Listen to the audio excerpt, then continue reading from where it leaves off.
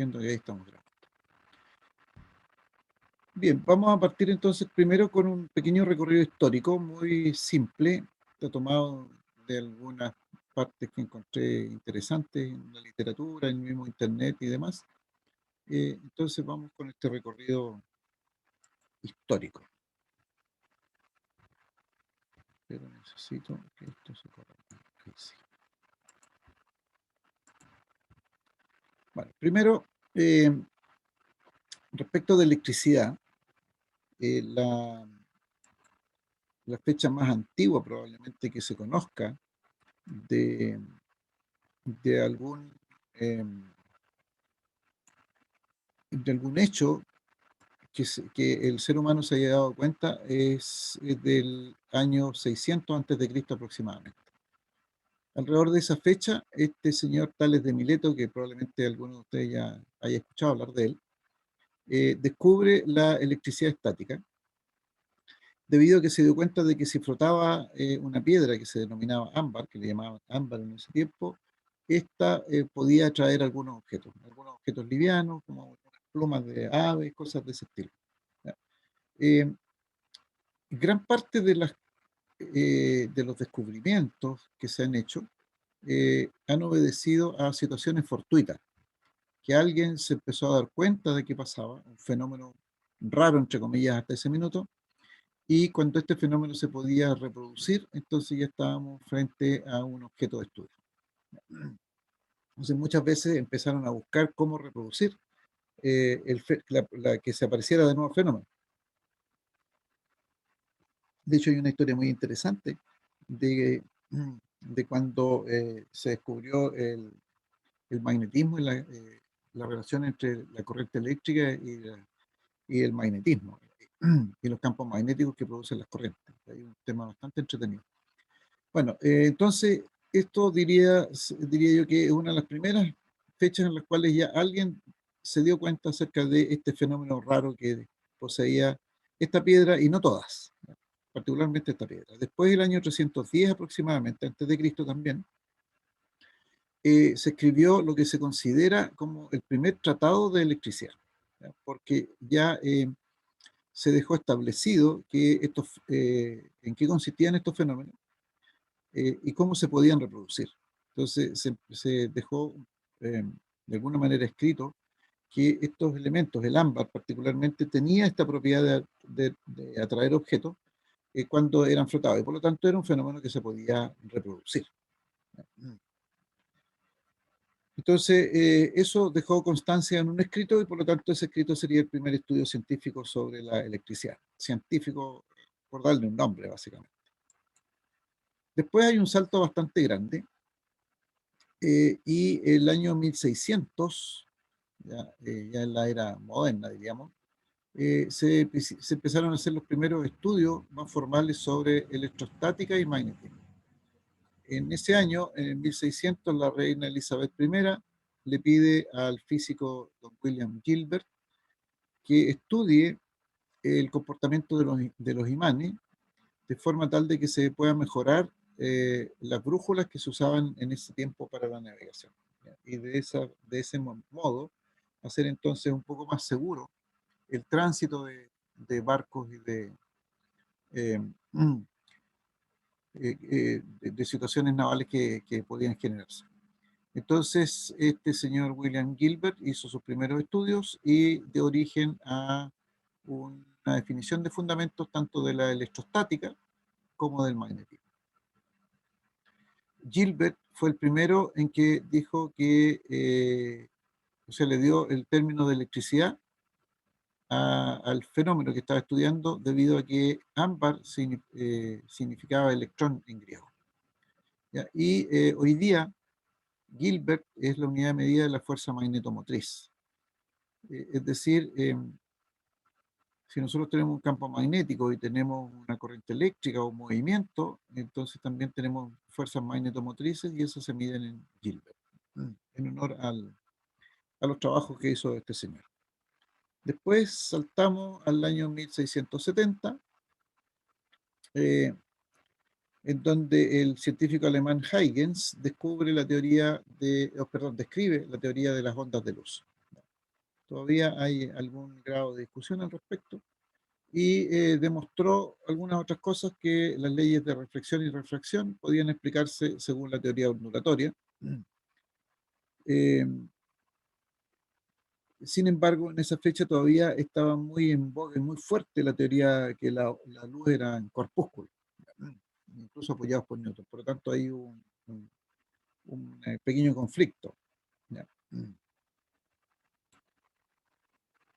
Después, el año 1672, el físico alemán Otto von Guericke desarrolla lo que se conoció como la primera máquina electrostática para producir cargas eléctricas. Es decir, ahora ya las cargas eléctricas se podían producir, entre comillas, en forma medianamente industrial.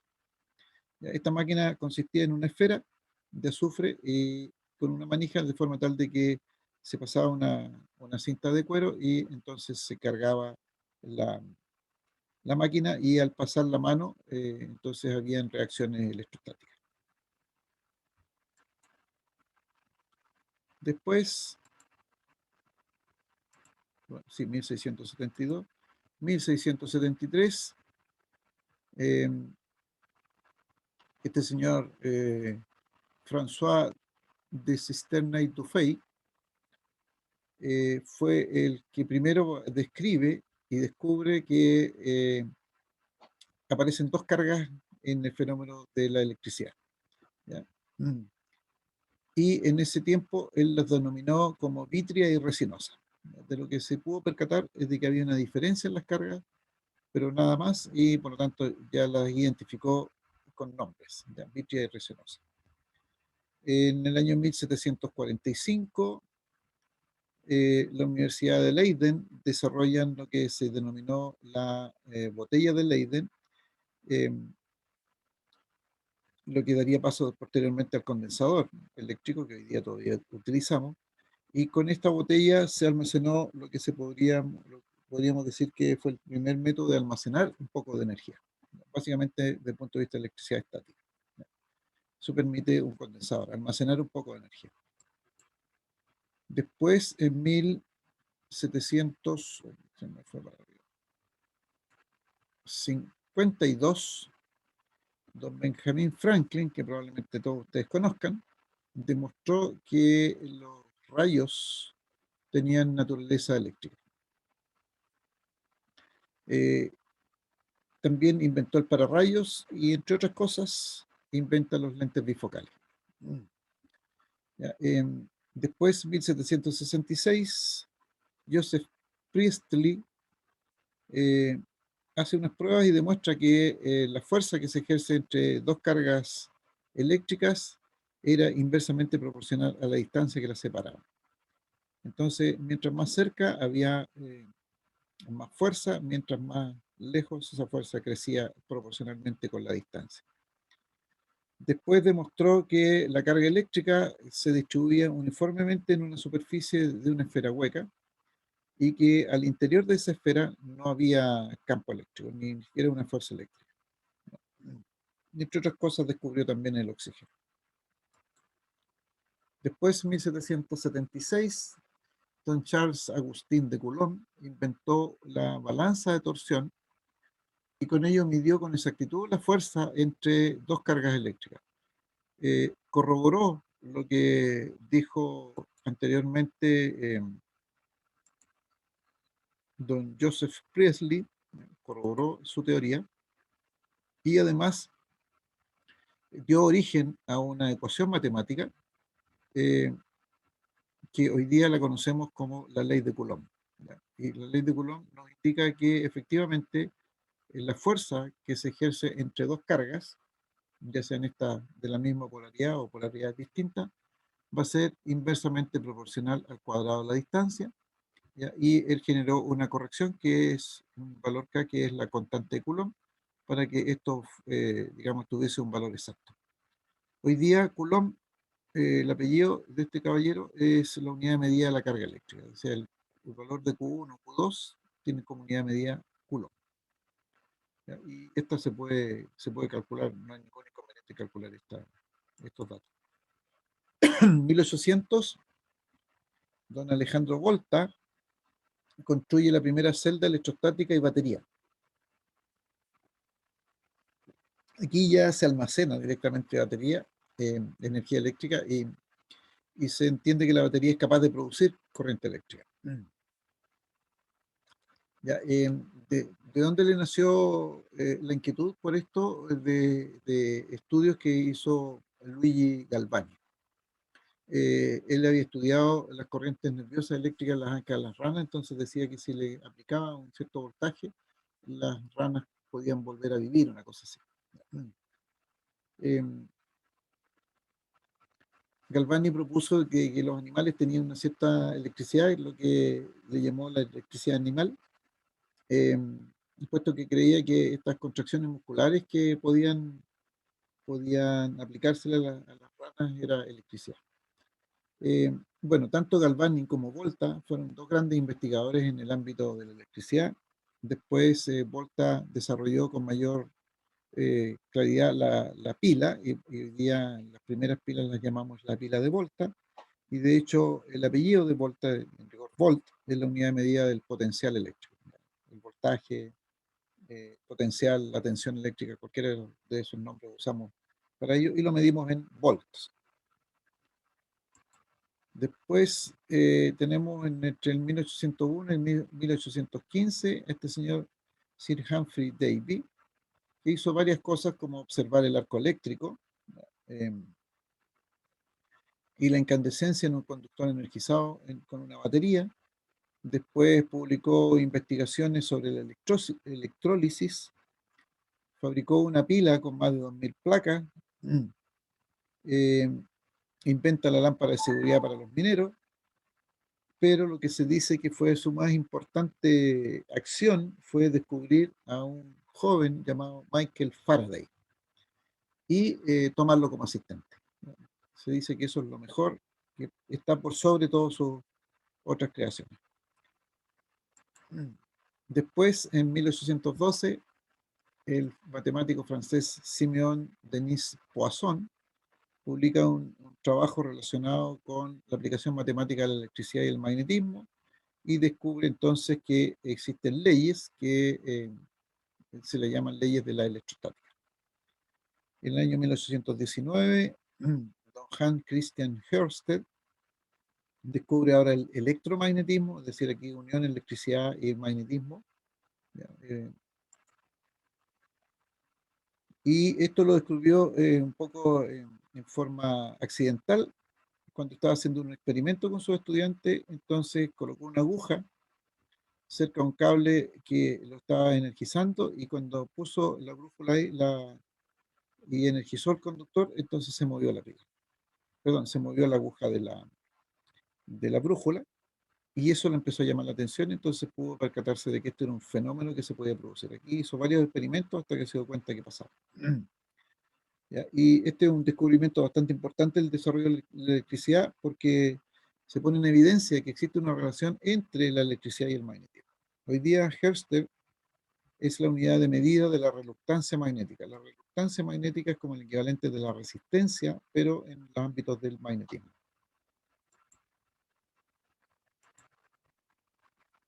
En 1823 se construye el primer electroimán. Aquí ya de frentón la unión electricidad y magnetismo se confirma. Se construye una máquina para ello. También en el 1823 este señor André-Marie Ampère establece los principios de la electrodinámica, puesto que llega a la conclusión de que la fuerza electromotriz es producto de dos efectos. Uno, la tensión eléctrica, y el otro, la corriente eléctrica. ¿Ya? Entonces, fuerza, tensión y corriente. Experimentan una serie de conductores, determinan que estos se atraen si las corrientes fluyen en la misma dirección, que se repelen cuando fluyen en contra. Entonces había una cosa muy similar a cómo se comportaban algunos imanes. Ampère entonces produce un resultado matemático a los fenómenos que estudió Ørsted antes, y hoy día Ampère es la unidad de medida de la corriente eléctrica. Esto es una de las unidades de medida que más utilizamos. 1826, otro caballero con el cual vamos a estar trabajando bastante, don George Simon Ohm, formula con exactitud la ley de las corrientes eléctricas, ¿ya? Y por lo tanto define con bastante exactitud la relación entre la tensión y la corriente. Esta es la que se conoce entonces como la ley de Ohm. Y hoy día Ohm es la unidad de medida de la resistencia eléctrica. Algunas otras eh, acciones. En 1828 se publica un trabajo acerca de aplicaciones matemáticas, del análisis matemático a las teorías de electricidad y magnetismo, lo cual amplía trabajos de científicos anteriores, como el caso de Poisson, y se obtiene una solución general para el cálculo de los potenciales. Entonces ya entramos en ciencia, y ya estamos específicamente en ciencia. Luego, en 1828, don Joseph Henry perfecciona los electroimanes y observa que la polaridad del electroimán podía cambiar al cambiar la dirección del flujo de la corriente y desarrolla el concepto de inductancia propia. Hoy día la unidad de medida de la inductancia es el Henry. En 1831, Michael Faraday, descubierto unos años antes por Davy, eh, empieza a dar frutos debido a que empieza a generar muchos conocimientos de electricidad. Entre ellos, la ley de Faraday, que es básicamente la ley que hoy día describe el funcionamiento de las máquinas eléctricas. Y esto está relacionado con este desarrollo de establecer que el magnetismo produce electricidad a través del movimiento. Es decir, si yo tengo un campo magnético y tengo un conductor que se mueve al interior de este campo magnético, entonces voy a tener generación de electricidad. Ese es el principio de funcionamiento de cualquier generador, pero también es el principio de funcionamiento de cualquier motor. Es decir, no solamente se produce en una dirección, generando electricidad, teniendo magnetismo puedo generar electricidad, sino que también teniendo electricidad puedo producir magnetismo y por lo tanto puedo producir movimiento, que es el principio del motor. Hoy día faradio es la unidad de medida de la capacitancia eléctrica.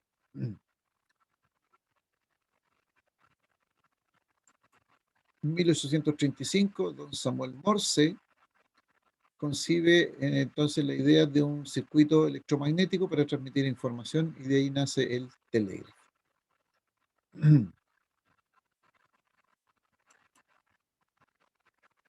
1840, entre 1840 y el 42, James Preston Joule descubre la equivalencia entre el trabajo mecánico y la caloría y le dan definición a la primera ley de la termodinámica, demostrando que los circuitos eléctricos cumplían con la ley de conservación de la energía y que la electricidad en sí misma era una forma de energía.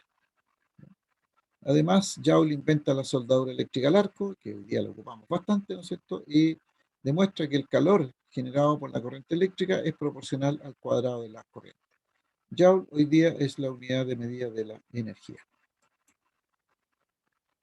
Después tenemos aquí 1845, don Gustav Robert Kirchhoff, quien a la edad de 21 años anuncia las leyes que permiten calcular la relación corriente-tensión en redes eléctricas, conocidos como las leyes de Kirchhoff. Estas son las que vamos a estudiar, se deben a este caballero que está aquí. Después, en 1847, se desarrolla la lámpara de arco. En 1854, don William Thomson, que también llamado el Lord Kelvin, define la segunda ley de la termodinámica, hace un trabajo sobre la transmisión de electricidad por cable, inventa el cable flexible, que hoy día se usa bastante, y hoy día Kelvin es la unidad de medida de la temperatura absoluta. Los grados Kelvin se deben a este señor. En 1859, don Julius Plicker descubre los rayos catódicos. Los rayos catódicos nos permitieron con el paso del tiempo generar la televisión, de esos primeros televisores antiguos que habían muy pesados, que tenían una cola hacia atrás. ese era un tubo de rayos catódicos que básicamente consistía en bombardear una pantalla que tenía un material especial y bombardear la pantalla significaba tirar electrodos, perdón, electrones, y esos electrones al chocar con la pantalla, entonces producía eh, luz o sombras blancos y negros. Con eso partió la televisión en blanco y negro y además hoy día todavía se usa mucho en equipos eléctricos como los osciloscopios, que pueden permitir hacer análisis eléctricos de señal. Ya, bueno, hoy día los tubos de rayos catódicos de la televisión, por lo menos los aparatos de televisión, ya no se usan, porque hoy día tenemos las pantallas planas y ha cambiado un poco la visión de cómo se produce la imagen en la pantalla. Pero partió con este caballero. 1868 se construye la primera máquina de corriente continua, el dínamo, y con ello ya empezamos a producir como humanidad corriente continua, en primer lugar, corriente continua ya en forma más industrial. 1870, James Maxwell formula cuatro ecuaciones que dan el fundamento de la teoría electromagnética. Estas ecuaciones están aquí, son ecuaciones diferenciales que nos dan harto dolor de cabeza cuando las estudiamos los eléctricos, pero es en lo que se basa todo el funcionamiento de la teoría electromagnética. Hoy día Maxwell es la unidad del flujo magnético. El flujo magnético se mide hoy día en Maxwell. 1876, Alexander Graham Bell inventa el teléfono.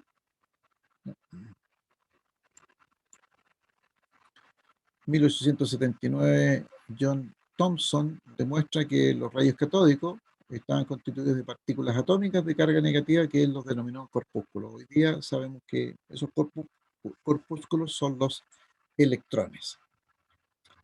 1881, Thomas Alva Edison produce la primera lámpara incandescente. Después desarrolla algunas otras ideas con filamento de bambú y con tungsteno, con lo cual dio origen a lámparas de tungsteno que funcionaron por mucho tiempo, que eran las primeras lámparas incandescentes que tuvimos, las primeras ampolletas de tipo incandescente. Hoy día las lámparas incandescentes ya han ido en franca retirada por este cambio de equipamiento de alta eficiencia, de ahorro de energía. La historia cuenta de que hubo mucha rivalidad entre Edison y Tesla. No lo menciona acá, creo que no tiene mucho sentido. Pero sí podemos decir que en 1882 Edison, instala el primer sistema eléctrico para vender energía para la iluminación incandescente en Estados Unidos, con lo cual ya se industrializa bastante más y empieza a aparecer aplicaciones que van en beneficio de la humanidad, más directamente. Este sistema era en corriente continua, 220 y 110 volts, con una potencia total de 30 kilowatts. 1884, don Rudolf Hertz demostró la validez de las ecuaciones de Maxwell, las reescribe, la forma que hoy día las estudiamos. Hertz recibe un reconocimiento por sus trabajos sobre ondas electromagnéticas, propagación, polarización y reflexión de ondas, y hoy día Hertz es la unidad de medida de la frecuencia. 1884, John Poynting, que fue alumno de Maxwell, también publica un artículo en el cual demuestra que el flujo de energía puede calcularse mediante una ecuación que representa la interrelación entre el campo eléctrico y el campo magnético. Esta ecuación hoy día nosotros la llamamos el vector de Poynting, debido al trabajo de este señor. 1888, Nikola Tesla hace su aparición, un excelente inventor e investigador, y hoy día Tesla es la unidad de medida de la densidad de flujo magnético. Algunas de las patentes que pudo generar Tesla, que dice que son más de 700, el motor de inducción, la mejora del dínamo eh, y el método para convertir y distribuir corrientes eléctricas. Después el motor de corriente alterna también lo mejora. y también crea un sistema de transmisión de potencia.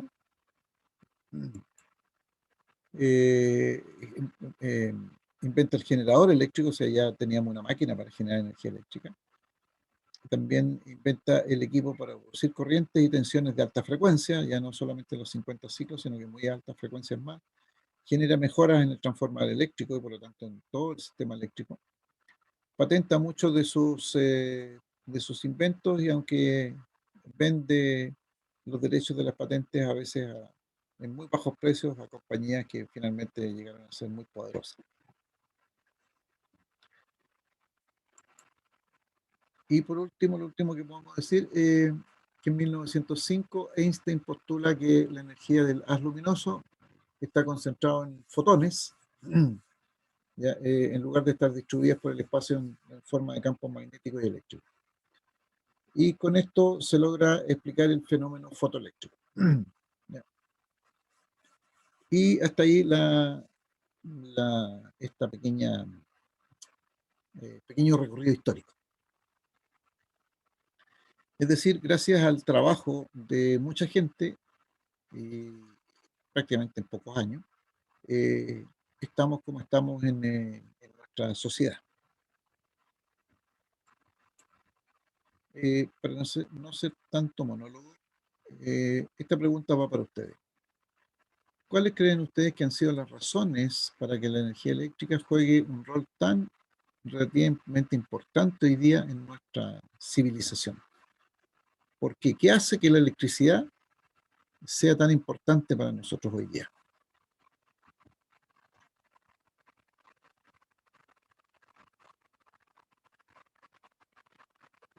¿Qué piensan ustedes al respecto? Yo creo que por la versatilidad que presenta, que permite utilizarla en distintas aplicaciones y, y distintas formas de generarla, de transportarla, supongo, algo así. Ya, ¿me dan un segundo, por favor? Vengo enseguida.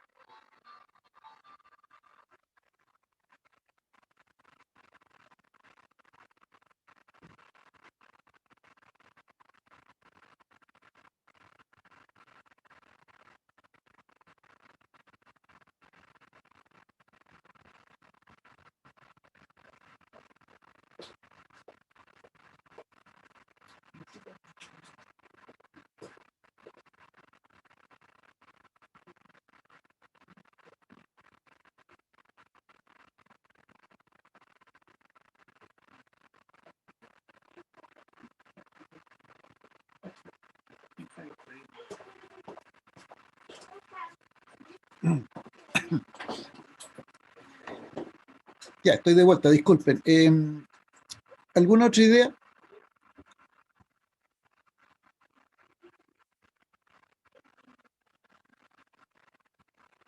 ¿Alguna otra idea de por qué hoy día dependemos tanto, en otras palabras, de la energía eléctrica?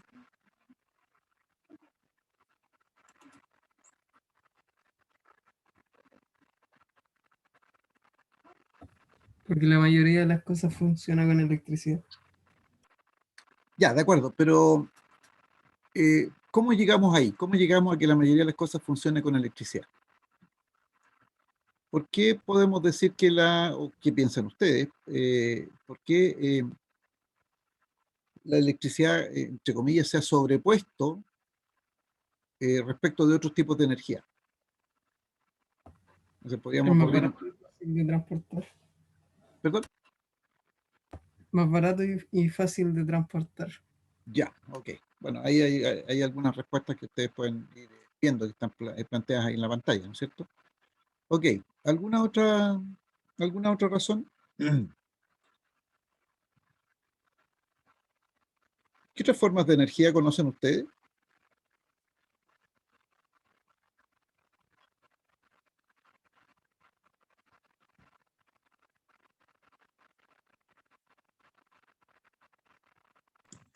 No sé si se puede decir química, por ejemplo, la de los hidrocarburos. Sí, claro. Sí, pues es una energía. Calórica. Sí, temperatura, ¿no es cierto? Sí, bien, calor. La eólica, Perfecto. Velocidad del viento, muy bien. Energía nuclear igual podría ser. Energía nuclear, sí, también. Bueno, lo que estudian ustedes, energía mecánica. Yo creo que pues, la más evidente es la energía mecánica en movimiento, digamos, del movimiento, del giro de un eje. Energía potencial en el agua, energía cinética en el agua, etcétera. Hay química, como mencionaban ustedes. Hay una gran cantidad de tipos de energía. Pero, y bueno, y además la energía eléctrica. Sin embargo, a pesar de la existencia de muchos tipos de energía, de la que más dependemos hoy día es de la energía eléctrica, ¿no es cierto? Y bueno, algunas respuestas que uno puede mencionar son las que están ahí en la pantalla.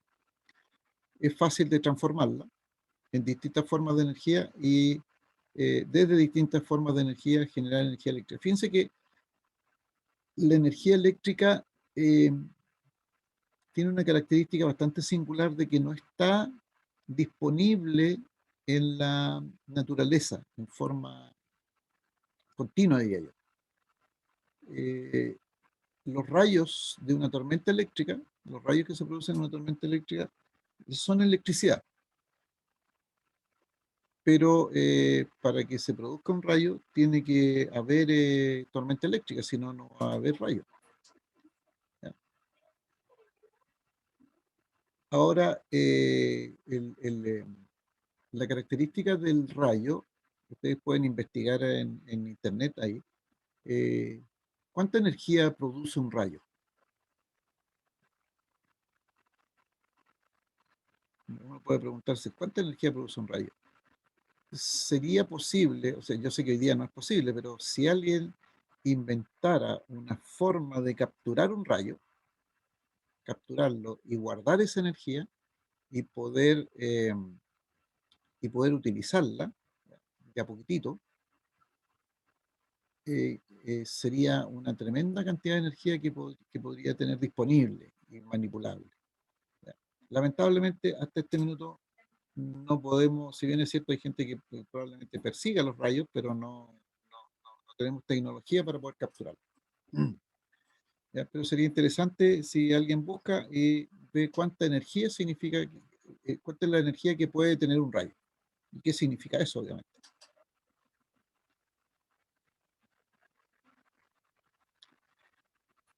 Hay varias otras cosas, por ejemplo, que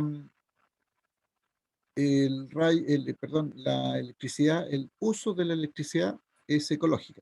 Es decir, no botamos una bolsa de basura con residuos de la electricidad. La otra característica, tal como ahí dice, es que es silenciosa y que para mi gusto es tanto positivo como negativo, porque al ser silenciosa tampoco me da una señal de cuando yo me acerco a la electricidad. ¿Ya? Tampoco dice nada, no me advierte, digamos así. ¿Ya? Muchos de ustedes probablemente hoy día estén utilizando sus computadores conectados a la red eléctrica y pueden estar escuchando esta clase con unos audífonos o con el audio de su computador y no necesitan más que eso, es decir, no necesitan amplificarlo en extremo para poder escucharlo porque el ruido de los electrones al circular por los conductores y por el computador no los deja. Con suerte alguno podrá tener un ruido del ventilador, pero no es un ruido eléctrico, no es un ruido de la electricidad, es el ruido físico del giro del ventilador. Por eso que podemos decir que es silenciosa. Y por último, que en general no deja residuos en la utilización de la corriente eléctrica. No botamos, como decía antes, energía eléctrica o electrones malos, no los botamos a la basura. ¿Ya? Pero fundamentalmente es su maleabilidad, su posibilidad de poder modularla, de poder manipularla. Eso lo hace tan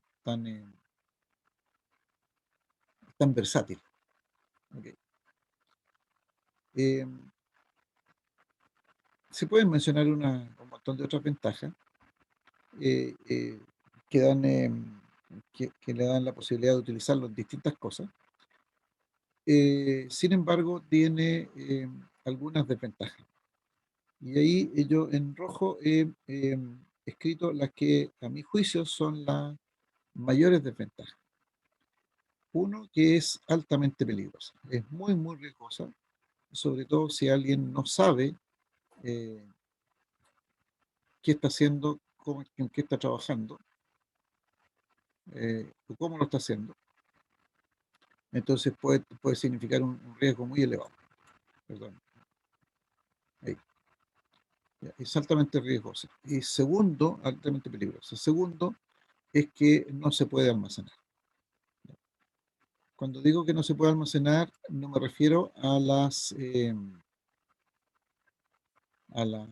¿cómo se llama? A las baterías, a las pilas. Porque efectivamente en pilas y en baterías nosotros almacenamos energía eléctrica. Sin embargo, ese almacenamiento de energía eléctrica es en relativamente bajas cantidades. ¿Ya? Eh, Tampoco podemos decir, mire, el fin de semana, como es un fin de semana largo, y vamos a tener harto tiempo para hacer una serie de actividades, yo voy a ir a comprar un par de latas con energía eléctrica, justamente porque no la podemos almacenar. Probablemente puedo decir, voy a ir a comprar una batería. Eso sí lo puedo hacer. Pero esa batería, con el paso del tiempo, se va a consumir la energía y va a haber que o recargarla o simplemente ya no va a servir y hay que digamos, destinarla a un reciclaje o alguna cosa así. ¿Ya? Entonces, el gran inconveniente, a mi juicio, es que es el tema del almacenaje de energía eléctrica como tal. La pregunta que uno se podría hacer es, bueno, pero ¿y entonces cómo es posible que tengamos energía todos los días y a toda hora? Y que no tengamos problemas de escasez. Es decir, yo en este minuto, por ejemplo, aquí en mi casa puedo prender todas las luces de la casa y se van a encender y no va a quedar una ampolleta medio de encenderse porque le faltó energía eléctrica. O se podrá eh, utilizar algún equipo eléctrico y va a funcionar sin ningún problema, porque hay energía como disponible. Pueden hacer lo mismo ustedes en su casa. Pueden prender otro equipo, otro computador, pueden prender un televisor, colocar un equipo de música, encender, no sé, pues, o una estufa eléctrica, lo que quieran. Entonces nacen esas preguntas. ¿Cómo se puede hacer eso si que no se puede almacenar, si no tenemos una especie de colchón? Bueno, les voy a mostrar aquí una imagen. Me voy a saltar unas pocas cosas primero. Esta imagen que representa aproximadamente la curva de carga, que es la curva de consumo, ¿ya? La curva de consumo diario sobre la energía eléctrica. Y aquí se dividió, tal vez no sea tan representativa de la época actual, tal vez haya cambiado un poco, pero en general va más o menos en esta línea. En rojo aquí abajo, esta delgadita de aquí abajo, es la del uso comercial. ¿Ya? Entonces me dice, y este es de 0 a 24 horas, este es un día cualquiera, ¿ya? Día representativo. Luego tenemos aquí el tiempo, y aquí en el eje de las Y tenemos la potencia utilizada, ¿ya? La potencia consumida, que por el tiempo significa entonces energía. Entonces tenemos aquí un nivel de energía relativamente bajo, entre las 0 y las 5 o 6 de la mañana. ¿Ya? Puede bajar un poco más, tal vez aquí suba un poco más, pero en la noche, en plena noche, el consumo desde el punto de vista comercial es bastante bajo. Aquí estamos hablando de que queda encendido. Vitrina, algunos elementos como refrigeradores, en algunos de estas cámaras frigoríficas que pueden quedar en algunos centros comerciales o comercios. Alrededor de las 9 de la mañana empieza a aumentar el consumo porque empiezan a abrir los centros comerciales, las tiendas. El mediodía es como más o menos el horario que hay bastante usuario. Y esto más o menos se mantiene relativamente constante alrededor de las 6 7 de la tarde. Cuando ya empieza a disminuir y después de las 10 de la noche ya prácticamente volvemos a los mínimos niveles de consumo. Desde el punto de vista doméstico, esta curva azul que está aquí, más celeste que azul, también en la noche, entre las 0 y las 6 de la madrugada, el consumo es el mínimo, bastante bajo. Y alrededor de las 6 hasta las 7 y media, 8 por ahí, empieza a aumentar el consumo porque todo el mundo prácticamente empieza a despertar, a levantarse, a hacer sus labores iniciales y después sale a trabajar. Por lo tanto, aquí hay una pequeña baja hasta alrededor del mediodía, que cuando la gente antes volvía a, a almorzar a la casa, hoy día esta curva se ha aplanado un poco más. Eh, y después alrededor de las 3 y media, 4 5 por ahí ya empieza a volver la gente, 6 7 de la tarde, y por lo tanto aumenta el consumo porque aquí se prenden televisores, se prenden las radios, se usan qué sé yo, artefactos de cocina que son eléctricos, etcétera. Y alrededor de las 10 11 de la noche volvemos a la condición de mínimo.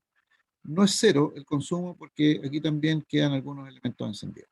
Pueden ser algunas luces en algunos casos, pueden ser los equipos como refrigeradores, ese tipo de cosas que siempre van a estar conectados a la red. Y el verde, que está aquí en el medio, es el uso industrial.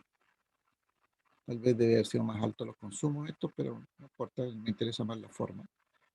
Tiene un comportamiento relativamente similar. Hay horarios en los cuales, eh, fundamentalmente temprano en la mañana, las industrias parten, mantienen sus consumos medianamente constantes, y hay algunos horarios, alrededor de las 6 7 de la tarde, 8 que empiezan a disminuir porque la gente se va a sus casas. ¿Ya? Entonces hay unas curvas que son distintas unas con otras.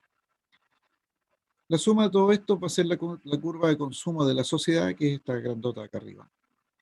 Y que si ustedes se fijan, no es una línea recta, ¿ya? Paralela al eje de las X. ¿Ya? No es posible que sea una línea recta. Entonces, todo esto, toda esta curva, todo lo que hay debajo de la curva, implica que tiene que haber producción de energía. Entonces, hay horarios en los cuales la producción de energía es bastante poca, pero hay horarios en que la producción de energía necesariamente es muy alta. Eh, si bien es cierto, esta puede ser una curva relativamente típica, puede tener sus variaciones. ¿Ya? Y aquí los que no les gusta el fútbol me van a disculpar, pero cuando se produjo el partido de fútbol en el cual Chile ganó la primera Copa América, y cuando se produjo el mismo partido cuando ganó la segunda Copa América, en el horario en que se produjo esa acción, digamos, eh, ese partido, y tal vez un poco antes y un poco después, la curva creció. Ya no siguió un patrón más o menos estándar, sino que particularmente eso subió. ¿Por qué? Porque todo el mundo lo que quiso es encender algún equipo de, ¿cómo se llama? Televisor o lo que sea, para poder ser partícipes del, eh, del partido, ¿no es cierto? Y por lo tanto el consumo creció. ¿Y quiénes son los responsables de abastecer ese consumo? Bueno, las plantas generadoras. Entonces las plantas generadoras y los sistemas de distribución de energía conocen esta curva, ¿ya? Y la entidad que coordina todo esto sabe también de esta curva y tiene que saber cuáles son los fenómenos que van apareciendo. Yo recuerdo hace años había una novela que no me pregunten el nombre porque no la recuerdo, en el cual hizo mucho furor en la gente. Entonces, cuando se dio el capítulo final, también hubo un exceso de consumo, un pic de consumo mucho mayor que en cualquier otro día a la misma hora. Y para eso el sistema eléctrico tiene que estar preparado, tiene que saber de qué va a existir eso, porque si mantiene su nivel de producción de energía eléctrica y el consumo la supera, entonces alguien va a quedar sin energía y por lo tanto no va a poder utilizar sus elementos eléctricos. Entonces, es aquí en donde cobra mucha importancia el tema de poder almacenar energía. Entonces, ¿cómo lo hacemos? ¿Cómo lo hace la sociedad? ¿Cómo lo hacen los distintos países? Con distintas formas de generación de energía eléctrica. Se cubre estas zonas que están más bajas que las que siempre va a haber consumo. Y hay algunas centrales que van a entrar en funcionamiento en determinados horarios produciendo más energía o van a salir de funcionamiento dejando las otras, digamos, cubriendo toda esta zona. ¿Ya? De esa manera, entonces, se mantiene eh, la generación para que a nadie le falte energía. Esta generación no solamente considera el consumo, tal como aquí yo lo estoy mostrando, sino que además las pérdidas que puede tener todo el sistema. ¿Ya? Porque siempre van a haber pérdidas en el sistema. Entonces, todo eso tiene que ser cubierto por la generación, de lo contrario, alguien no va a tener energía suficiente. Y no es un tema de precio en este caso, porque esto es muy dinámico, ¿ya? Es muy por horarios.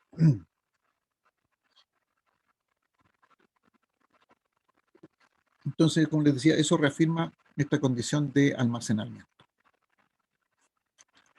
Hoy día esta curva puede tener algunas modificaciones, particularmente en el tema de los eh, comerciales y domésticos, porque se ha incentivado, por ejemplo, eh, el ahorro de energía. Por lo tanto, esta curva ha cambiado un poquitito. No en extremo, pero sí ha cambiado un poco. Eso por un lado, y también se ha incentivado la generación de energías individuales a través de, por ejemplo, de generaciones fotovoltaicas, ¿ya? En domiciliario. Y que si yo tengo la capacidad de poder generar más energía de la que necesito, le puedo entregar esa energía sobrante a la red eléctrica también. Entonces eso ha hecho que generar esta curva, que en un tiempo empezó a ser medio crítico. Este es un dato tomado de una tesis de un estudiante de electricidad, que ya tiene sus años, ¿sí? Y él proyectaba en esos años, por ahí por el 90, fue 90, 93 creo que fue. Entonces él tomaba estos datos, esta era la curva de crecimiento del consumo. ¿Ya? Lamentablemente aquí no está la curva de generación, ¿ya? De producción. Pero en ese tiempo, estamos hablando del 1990 por ahí, tal vez un poquito después, eh, él proyectaba de que si el consumo aumentaba tanto como esto, ¿ya? Tanto como esto recuerdo una proyección, ya estamos aquí, ¿ya? Y la tasa de crecimiento de la, de la generación iba casi paralelo, pero con una pendiente menor. Por lo tanto, la proyección era que por aquí, por el 2020, más o menos, iba a haber un cambio. Y la tasa de crecimiento de la producción iba a quedar por debajo del crecimiento del consumo. Con lo cual, lo que se iba a producir, cuando la otra curva, a ver si la puedo dibujar aquí, la otra curva iba más abajo, entonces se iba a producir desabastecimiento para más de alguien. Supongamos que la curva de crecimiento no sé si se puede ver ahí, el crecimiento de la generación se proyectaba más o menos por aquí. ¿Ya? Entonces, cuando se produjese esta diferencia, donde el consumo es mayor que la generación, entonces hay desabastecimiento. Alguien va a quedar sin energía, ¿ya? Por una parte, y lo otro es que la energía eléctrica iba a empezar a subir de precio, por la escasez que iba a significar eso. ¿Ya? Entonces, se empezó a ver que esto podía ser crítico, todavía se ve siempre que se puede ser crítico. Entonces se empezaron a aplicar distintas formas de poder ahorrar el consumo de energía sin perder calidad de vida, porque eso es lo importante. Entonces empezaron a aparecer ya por aquí por el 2000, 2005, 2010, no, 2005, por ahí, empezaron a aparecer estos conceptos de eficiencia energética, de ahorro de energía, y no sé si alguno de ustedes recordará los primeros programas de eficiencia energética que se hicieron en el país. Hubo un periodo en el cual el Estado le entregaba a la población eh, entregaba a las personas una ampolleta de estas de ahorro de energía, la persona le pasaba una ampolleta de consumo normal que en ese tiempo existía, que era la ampolleta incandescente. ¿Por qué hizo eso el Estado? Porque las ampolletas incandescentes eran de un alto consumo, pero un bajo precio. En cambio, las ampolletas de ahorro de energía, el costo era muy alto, pero el consumo era muy bajo. Y al Estado lo que le convenía era bajar el consumo. Como las personas, muchas personas no iban a tener la disponibilidad de poder pagar una ampolleta más cara, entonces iban a seguir comprando estas ampolletas más baratas, independientemente del consumo, pero ese alto consumo era un problema para el Estado. Entonces el Estado dijo, no, lo que vamos a hacer, entre comillas, vamos a subsidiar el precio y vamos a cambiarle una ampolleta de ahorro de energía y las personas nos entregan una ampolleta de normal,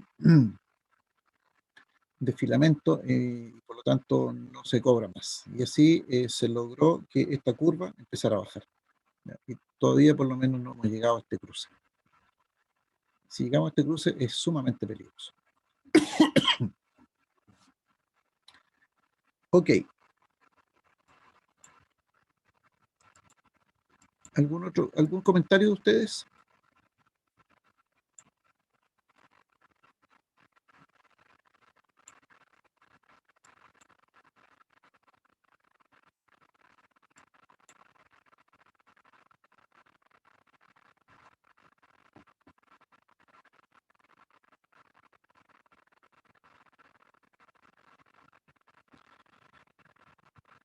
La otra pregunta que les quería hacer aquí, la idea era que no hubiesen visto esto, pero no importa. ¿Qué formas de generar energía eléctrica conocen ustedes? Bueno, están ahí prácticamente todas mencionadas, pero No me sé el nombre, profe, pero es la que hay un motor que gira a base de las olas del mar. ya, esa es la undimotriz, de las olas, undimotriz. La térmica mediante calderas. Escuché más ruido que, perdón, pero no escuché bien. La térmica mediante calderas. La térmica mediante calderas, ¿ok? Esa es la por quema de combustibles fósiles, podríamos mencionar.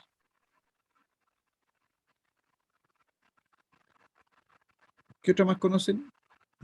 De las que están ahí nombradas, ¿las conocen?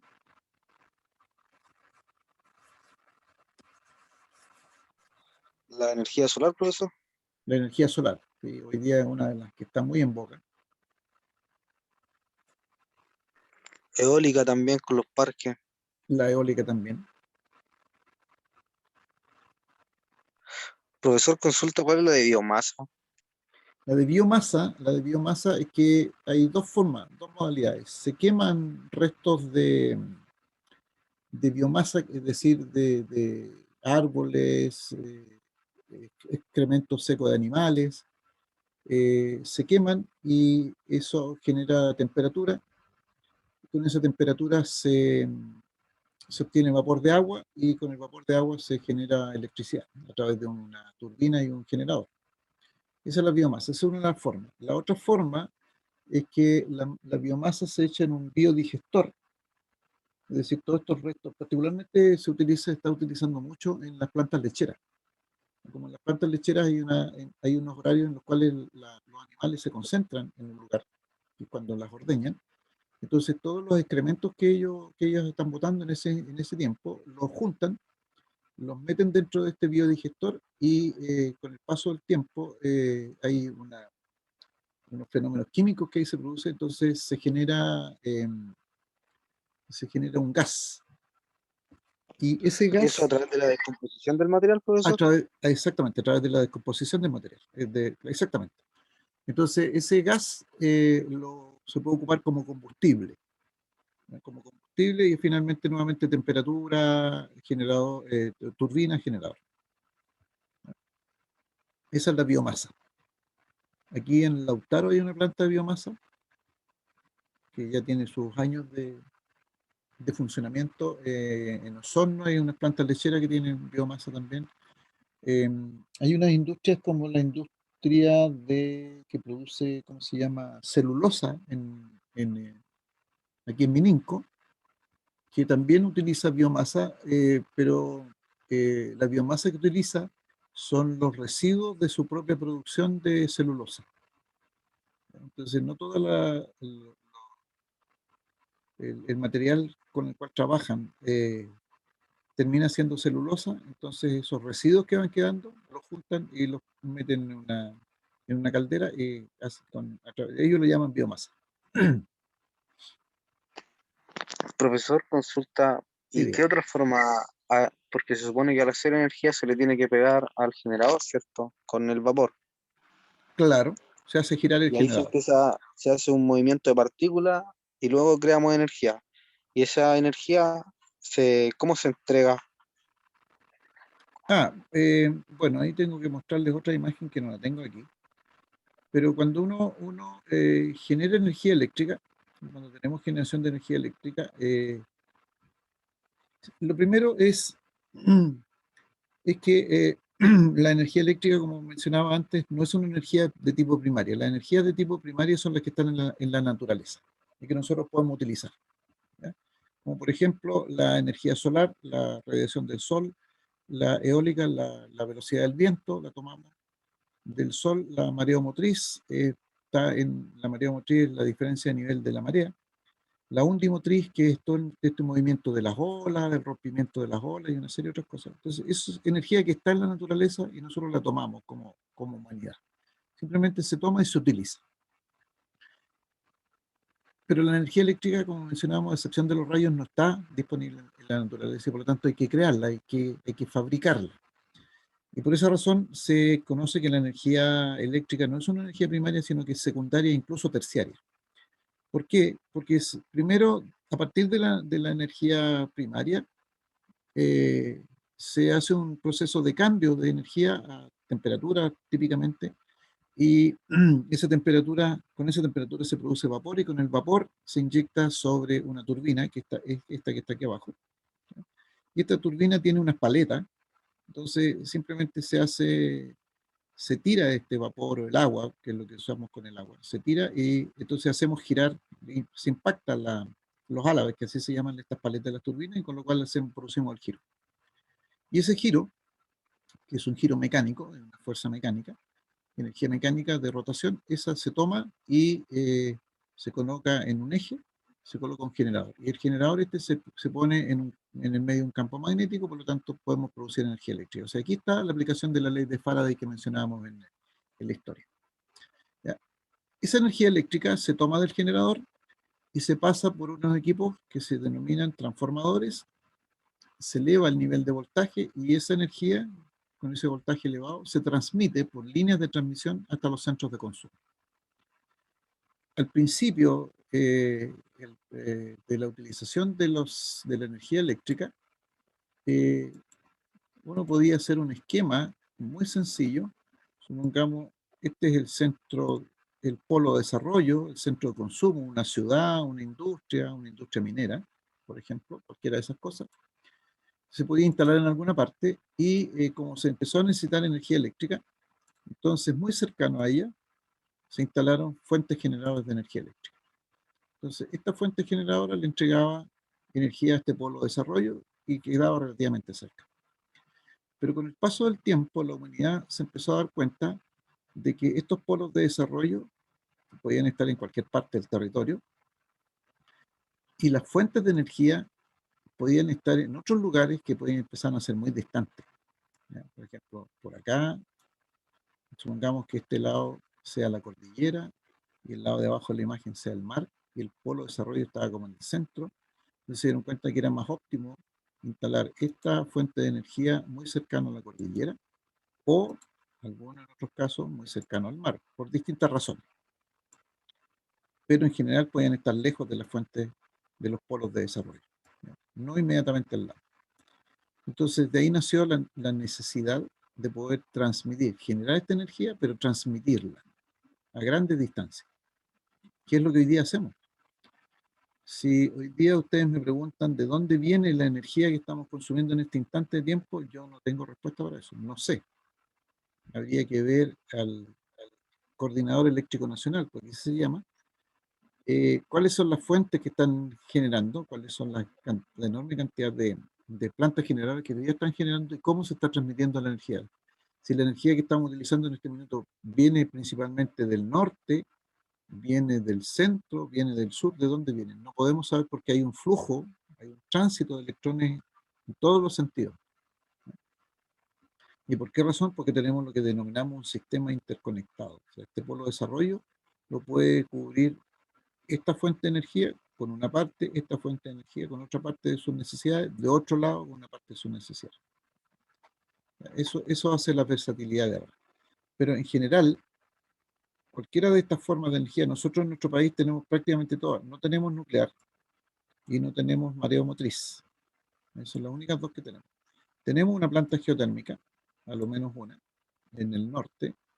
Tenemos solar, tenemos eólica, tenemos mucha térmica. De hecho, dependemos mucho de estas centrales térmicas. Tenemos hidroeléctricas, motriz tampoco tenemos, biomasa estamos teniendo también. Entonces, si nosotros hacemos un análisis creo que tengo por aquí, este es de... Profesor, Sí, dígame. consulta, y la energía solar se obtiene a través de los paneles, ¿cierto? ¿Y Así es. cómo después de eso, de ese proceso, cómo se puede enviar para que quede como energía eléctrica? Porque el panel solar, al ser impactado por la radiación, al capturar la radiación, su respuesta es energía eléctrica en corriente continua. Eso es lo que se transforma. El panel solar lo que hace es transformar la radiación solar en electricidad. Hay una Inmediatamente. transformación de energía, ¿no? Hay una transformación directa de energía.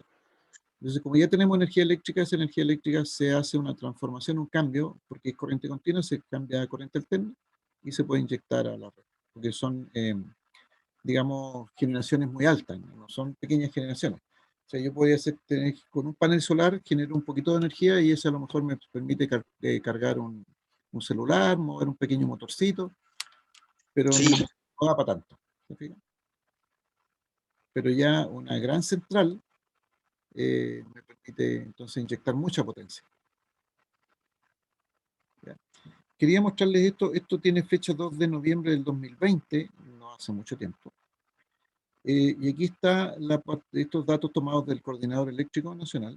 Estos datos son de ahí.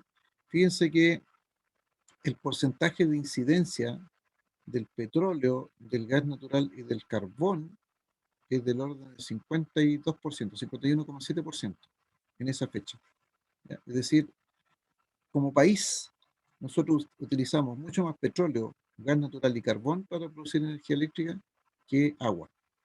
La participación del agua en la generación de energía eléctrica, en todas sus formas, digamos, en las formas de las centrales, de distintas formas que hay de centrales hidráulicas, es del 27%. Solamente el 27%. La solar y la eólica en su conjunto no llegan al 20%, pero el país está empeñado en aumentar mucho esto. La biomasa es muy poca, y la geotérmica, que es una sola plantita, es casi mínima. Es como se llama, es marginal lo que la propuesta, la contribución. Entonces, como país, somos altamente dependientes eh, de los combustibles fósiles. Esto no es nuevo, desde hace mucho tiempo. ¿Qué sucede? Entonces, el país estableció un plan para eliminar en primer lugar la participación del carbón. Se denomina, de hecho, probablemente ustedes lo han escuchado, la descarbonización de la energía, porque la idea es eliminar las centrales a carbón y potenciar la participación de la energía solar y de la energía eólica. Debo tener una parte aquí. Debo tener una parte aquí.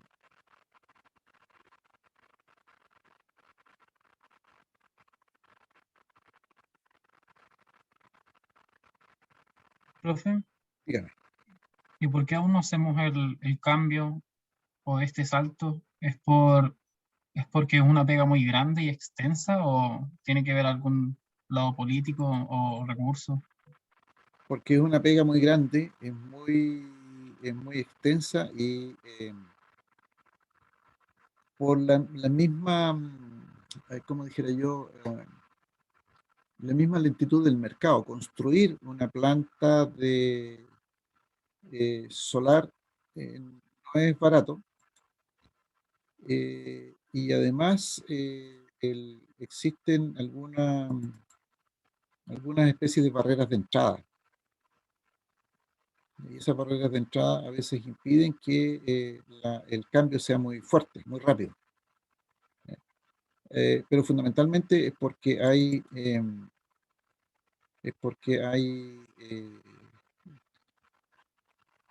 digamos, inversiones muy altas que hacer.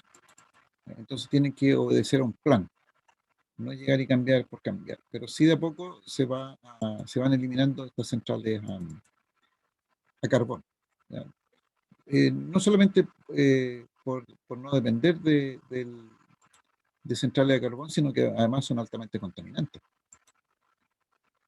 Estoy buscando dónde tengo un mapa, un mapa, mapa, mapa, mapa, mapa, mapa. No, no, este mapa. Profesor, Dígame. de estos tipos de energía que estábamos hablando, ¿cuál resulta más eficiente? Me refiero como a pasar para generar energía eléctrica, digamos. Una de las eficientes es la solar. Pero aquí la eficiencia tiene que ver con la calidad del panel solar. Los primeros paneles solares tenían un rendimiento del 14%. Eso significa que del total de radiación que recibía el panel, solamente el 14% de él se transformaba en energía eléctrica. Esos son los primeros, un 10 al 14%. Hoy día entiendo que van como en el 30%. Tal vez si uno mira los números así solos, dice, pero no ha avanzado nada. Bueno, la verdad sí se ha avanzado. La verdad es que no podría aseverar con exactitud cuál es el porcentaje de eficiencia que hoy día tiene un panel solar. Había que revisar algunos. Pero sí, la tecnología ha permitido que estos paneles solares tengan mayor eficiencia. Las centrales eólicas también tienen un buen nivel de eficiencia, pero tienen un inconveniente que tiene relación con la velocidad del viento. Si la velocidad del viento es muy baja, la central no puede generar, si es menos de 6 metros por segundo, si mal no recuerdo. Y el rango óptimo de viento está entre el 6 metros por segundo y alrededor de 23, si no me equivoco. Algo así. Si el viento es superior a 23 metros por segundo, la central no es conveniente que genere, puesto que esa velocidad del viento torna peligroso el giro de las aspas, que eran las primeras ¿cómo se llama? Plantas de energía solar. Hoy día han cambiado un poco las formas.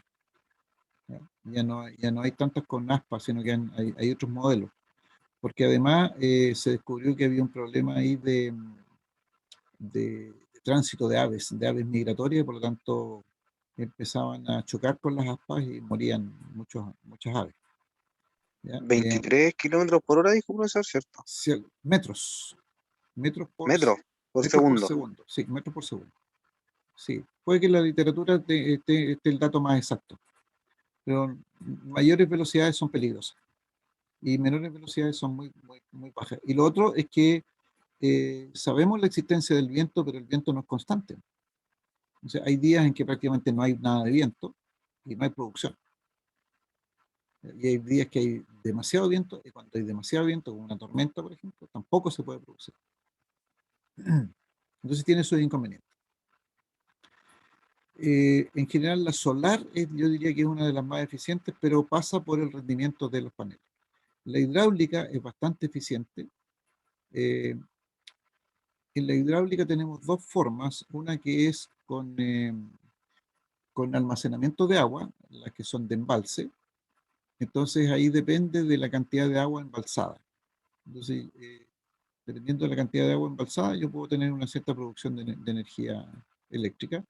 Y en ese caso, el Estado hoy día exige que las empresas que embalsan agua eh, siempre tengan un flujo de agua mínimo, aguas abajo de la central, porque siempre van a haber agricultores, ganaderos que necesitan agua. Y no se trata de, por el hecho de embalsar el agua, cortar el flujo de agua hacia abajo, digamos. Tienen que tener siempre, botar un poco de agua, no pueden secar el río, digamos, ¿ya? O el flujo de agua. Pero sí igual se puede almacenar. La otra forma de generar energía eléctrica es sobre la base del agua, utilizando la energía cinética del agua. Entonces se toma un brazo del río, hay un río, y se toma un brazo. Se saca un poco de agua, y en ese poco de agua que se saca, ahí se pone una central. Entonces la velocidad del agua permite generar electricidad. Son niveles de potencia más bajos que se generan, pero están siendo más distribuidos porque además aquí hay un tema medioambiental con el cual se tiene que luchar. De que hay muchas personas que no permiten que en ciertos lugares se instale una central hidráulica porque contamina el medio ambiente, porque cambia el medio ambiente. Todas las razones pueden ser aceptables, pero en algún minuto el Estado tiene que tomar una decisión. ¿Ya? Profesor, Sí, dígame no. el crear un parque eólico, ¿qué tan perjudicial es para el medio ambiente? Em, depende de quién lo mire nomás. Eh, una de las primeras, ¿cómo se llama? Argumentos era el tránsito y la mortandad de aves. Esos fueron los primeros argumentos que yo escuché. Segundo argumento que escuché era que se ocupaban terrenos para otra actividad y por lo tanto cuando tú instalas una torre, el terreno no puede ser utilizado para otra cosa, que no sea para la torre. Por lo tanto, temas de cultivo, bosque, podrían, eh, digamos, no son aceptables. Entonces hay un tema de utilización de los terrenos. Eh, También he escuchado como argumento que, hay que escucharla, el argumento que ensucia el medio ambiente desde el punto de vista visual, ¿ya? Que las torres son feas, que echan a perder el paisaje, todo lo que ustedes puedan imaginar. Que alguien dice, pero ¿cómo? Bueno, efectivamente son argumentos que se establecen. Los principales argumentos corresponden a temas medioambientalistas más que de visual. Yo les puedo comentar una experiencia que me tocó Muchas vivir. gracias, profesor. Qué gracias. Una experiencia que me tocó vivir una vez en San Pedro de Atacama, en el Salar de Atacama. Eh, Teníamos que hacer un trabajo ahí con las comunidades y conversando un día con el presidente de una comunidad, nosotros estábamos proponiendo la instalación de un parque fotovoltaico solar cerca de su pueblo eh, para poder entregarle energía eléctrica y eliminar unos generadores en base a petróleo que tenían ahí. Y los dirigentes de la comunidad, lo primero que nos dijeron, nosotros no queremos eh, parques eólicos cerca de nuestro pueblo. Ni encima de las casas, ninguna de esas cosas. Y sus argumentos era primero que ellos tenían una cultura respecto del techo de sus casas y por lo tanto no querían que la tecnología pasara a llevar esa cultura, que era atendible. Después nos dijeron, mire, aquí nosotros mirábamos los cerros y los cerros, si alguien ha ido a San Pedro de Atacama y ha recorrido el Salar de Atacama, los cerros son pura piedra, ¿no? Tierra y piedra, nada más. O sea, nosotros sureños más encima no veíamos nada de eso, no veíamos ni un arbolito. Entonces dijimos, bueno, ¿cuál es el problema que, digamos, ocupemos un espacio del terreno? Lo pensamos, la verdad es que no alcanzamos a comentarlo, pero el siguiente argumento que nos dijeron, tampoco queremos una planta solar que yo la vea desde mi casa y que la vea en el cerro. Porque yo pierdo la belleza de mirar el cerro.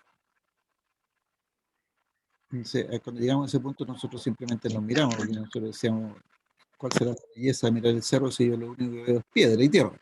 Pero bueno, con el tiempo también yo aprendí a un poco a mirar esa belleza del cerro. Entonces, tú tienes ahí argumentos que pueden ser más válidos o menos válidos, pero que la gente esgrime y defiende para, no sé si para crear más problemas o para oponerse definitivamente a la creación y la instalación de, de distintos tipos de centrales. Para la creación de plantas hidráulicas, estos últimos años se ha intentado generar plantas de pasada, que son las hidráulicas, que son estas de la energía cinética del agua, aquí en la zona de Melipeuco, en la cordillera, y también se han encontrado con algún grado de oposición. Pero también en algunos casos la oposición es porque los propietarios de los terrenos, las personas que viven en el entorno, también exigen eh, que sean partícipes de las ganancias que va a tener la empresa. O sea, no entregar el terreno por entregarlo, sino que además poder adquirir algún grado de beneficio respecto del funcionamiento, que también es un argumento bastante válido. Entonces hay varios inconvenientes. Tal vez ustedes escucharon hablar de la Patagonia sin represa, unos 6, 7 años atrás, que finalmente ese proyecto no se hizo, que también la gente reclamaba porque se iba a embalsar agua, iba a cambiar el territorio, iba a cambiar ¿cómo se llama?, la biodiversidad de la zona, y esa energía que se iba a generar en la Patagonia no iba a quedar en la Patagonia, sino que se iba a ir a Santiago.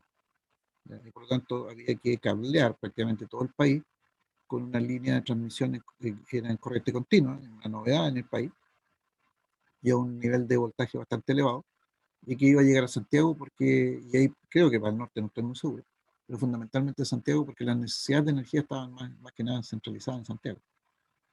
Que ahí hubo una gran oposición y hasta lo que yo sé, ese proyecto no prosperó. Otro más reciente, el puente Chacao. La idea era poner bajo el puente Chacao, entre los pilares del puente, era poner una especie de generadores hidráulicos, igual que los generadores ¿cómo se llama?, de las centrales de pasada, y captar las corrientes marinas. Entonces podían ser bidireccionales. Es decir, si la corriente iba en un sentido, ¿cómo se llama?, la turbina captaba el movimiento del agua, y si la dirección de las corrientes marinas iban en sentido contrario, las podía captar, digamos, podía cambiar la dirección y no había problema. Y ahí también hubo una posición medioambiental en el sentido que dijeron no, porque las corrientes marinas también implican flujos de peces, y no hay ninguna certeza de que los peces no vayan a morir producto del choque con las, ¿cómo se llama?, con los álabes de la turbina, con las aspas de la turbina. Entonces, hasta donde yo sé, hoy día se está construyendo el puente Chacao, pero no se está utilizando la corriente marina, que podría ser una muy buena fuente de generación de energía. ¿Ya? Yo solo quiero hacer mención, no crítica, pero esa es la situación que hemos tenido como país. Entonces, el hecho de crecer en generación de energía eléctrica para eliminar carbón, gas natural y petróleo, no es solo de decir voy a instalar una fuente y voy a poner plata para eso. Como país no tenemos la cantidad de plata suficiente como para hacerlo, pero también nos encontramos con otros problemas, ¿ya?, que hay que darle alguna solución. Ahora, no sé si alguno investigó cuánta energía se podía capturar de un rayo. ¿Alcanzaron a hacer eso? Pero si ustedes investigan eso, la generación, la energía que contiene un rayo es bastante alta. Y si mal no recuerdo, en una oportunidad en alguna clase calculamos un poco, pero me da la sensación de que era que un rayo, un buen rayo, digamos, un buen rayo capturado, podía tener tanta energía como para entregarle energía al país, si mal no recuerdan, como 2 o 3 años, si no, no estoy muy equivocado. Dice aproximadamente 5.000 millones de julios. 5.000 millones, bueno, aquí dice 10.000, 5.000 millones de joules. Y si eso lo pasamos a energía eléctrica, es una tremenda cantidad de energía. 10.000 millones de joules, imagínense, es una tremenda cantidad de energía. Entonces, si uno pudiese decir cuál es la energía, no, esta es la capacidad instalada, no es aquí son 25.248 megawatts, la capacidad instalada del país. El consumo de energía, no sé si lo tengo aquí. No tengo el consumo. Habría que ver cuál es el consumo de energía que se toma en gigawatts hora y comparar estos joules o millones de joules con gigawatt hora, y ahí vamos a tener la posibilidad de poder decir cuánta energía que está concentrada en un instante de tiempo, en un rayo, y si pudiésemos almacenar esa y entregarla gradualmente, que fue un poco el análisis que en alguna oportunidad hicimos, un análisis súper simple, básico, no tenía mucho científico. Si mal no recuerdo, daba como para más de un año. Seguro que era más de un año. Entonces, imagínense lo que significaría eso. Nos olvidamos de todas las fuentes de energía, por lo menos durante un buen tiempo. Pero no estamos en condiciones de hacer eso. Tecnológicamente no estamos en condiciones de hacer eso. Y nos encontramos con esos problemas como para poder eliminar inmediatamente todo el tema del carbón, por ejemplo. No es tan fácil. Lo que andaba buscando, pero no sé dónde lo guardé, era un mapa. Es un mapa del sistema eléctrico chileno, que es interesante poder conversarlo. Aquí está. Mapa coordinador eléctrico. Esta es la distribución hoy día de la generación de energía eléctrica en nuestro país. Esto porque considero que es importante que uno sepa cómo es este tema en nuestro país. Cómo tenemos, voy a borrar esto, ¿sí? Y esto. Aquí tengo el coordinador, espero que se vea bien la imagen. Entiendo que lo puedo acercar, sí. Ahí. Entonces, en la zona norte hoy día tenemos un sistema completo desde Arica hasta Chiloé. Antes habían 2 sistemas, ahora uno solo integrado. Entonces, si ustedes se fijan, aquí hay unos puntitos, lo voy a poner más cercano. Ya, estos círculos con este sol son centrales solares. Ya, este círculo con esas 2 torres, que no sé si lo alcanzan a apreciar, son centrales térmicas. Y este círculo con esa especie de vaso, en realidad es un tranque, es una central hidráulica, ¿ya? De tipo hidráulica, que puede ser de embalse o puede ser de pasada, ¿ya? Entonces, si ustedes se fijan, las más abajo del país se nota mejor. Las de agua están más cercanas a la cordillera en general. No digamos que todas están, porque hay algunas que están más hacia el centro del país, pero en general están más hacia la cordillera, porque ahí hay más posibilidades de embalsar el agua fundamentalmente, tomando 2 cerros. Entonces uno cierra el paso del agua entre 2 cerros y construye ahí un embalse, y los mismos cerros sirven de paredes para poder juntar el agua, con todo el cambio del medio ambiente que se produce, porque ahí al inundarse cambia la biodiversidad que vive ahí, cambia bastante, ¿vale? Porque se inunda gran parte del territorio. Las plantas térmicas están más asociadas hacia la costa. ¿Por qué? Porque como país nosotros no somos productores ni de petróleo, ni de gas, con suerte un poco de carbón. Entonces todo ese material lo importamos y llega fundamentalmente en barcos. Entonces, como llega en barco, no vale la pena gastar en transporte de petróleo y una serie de cosas hacia el interior del país. Por lo tanto, la gran mayoría está más que nada hacia la costa. Y en la parte central, particularmente en el norte, obviamente como hay más desierto, y a pesar de todos los problemas medioambientales o oposiciones medioambientales, se han ido creciendo las centrales solares. Todas estas son centrales solares que empezaron a aparecer aquí. Este mapa es del 2017, no es tan antiguo, pero tampoco es lo último que tenemos. ¿Ya? ¿Se fijan? Entonces aquí tenemos centrales térmicas. Todas estas son térmicas. Es esta de Ujina, que está muy pegada a la cordillera, pero yo diría que es más que nada por la minería que están aquí, que hace su propia planta. Y esos puntos blancos y negros que hay ahí son puntos de unión, es decir, estas centrales la entregan a este punto de unión, que es lo que nosotros denominamos una subestación. Entonces aquí hay cambios de energía, de un bajo nivel de voltaje a un alto nivel de voltaje, se transmite, ¿ya? Y se transmite por estas líneas que están aquí, estas verdes, son de 220 kilovolts en este caso, ¿ya? Y van hacia los centros de consumo, que son aquí en el norte, la minería, la Quebrada Blanca, el Nueva Victoria, el Abra, esta PEQ es una planta eléctrica de Quillagua. Aquí esta zona minera, aquí está Chuquicamata, está Calama, toda esta zona de Chuquicamata. Aquí hay, en la costa, aquí en Tocopilla, hay por lo menos 3 centrales térmicas. Hay varias centrales solares que se han ido apareciendo. Y aquí hay una eólica en Calama, que está al lado del aeropuerto de Calama. De poco han ido apareciendo aquí cada vez más y más centrales solares fundamentalmente, porque hay mucha energía solar disponible. Después seguimos avanzando hacia el sur, aquí entramos en Antofagasta, ya estamos aquí.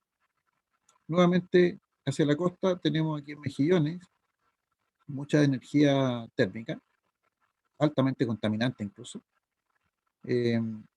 Y toda esta zona es de muy alto consumo de energía por parte de mineras. Que era uno de las dudas que había cuando se hizo la interconexión del sistema eléctrico del Norte Grande, que cubría toda esta zona, y el sistema interconectado central, que partía en Taltal, al sur de Antofagasta. Entonces hubo mucha oposición a eso, porque se pensaba que toda la energía eléctrica que se producía al sur del país, desde Taltal hacia el sur, se iba a ir toda hacia los consumidores, grandes consumidores, que son las mineras. Porque en los primeros años que se empezó a conversar esto, había muy pocas plantas solares, pero hoy día sí hay mucho más plantas solares. Incluso se piensa que si se pudiesen instalar muchas plantas solares, toda esta energía en exceso que había aquí, porque las mineras no, digamos, tendrían mucho más alimento del que necesitan comer, digamos, si lo llevamos a esa parte. Entonces, lo que sobra de eso se podría ir hacia el sur, y esa es un poco cómo se vendió fundamentalmente este tema. Esta línea punteada que se ve aquí era una línea eléctrica de 500 kilovolts que se estaba construyendo en ese tiempo, que hoy día ya está construida y une los dos sistemas. Aquí está tal, y de aquí partía el sistema interconectado central. Entonces, si ustedes se fijan, entre este punto y estas zonas de acá arriba no hay una línea eléctrica, no hay ninguna conexión, solamente esta línea. De a poco se van a ir apareciendo más líneas, se va haciendo más interconectado el sistema.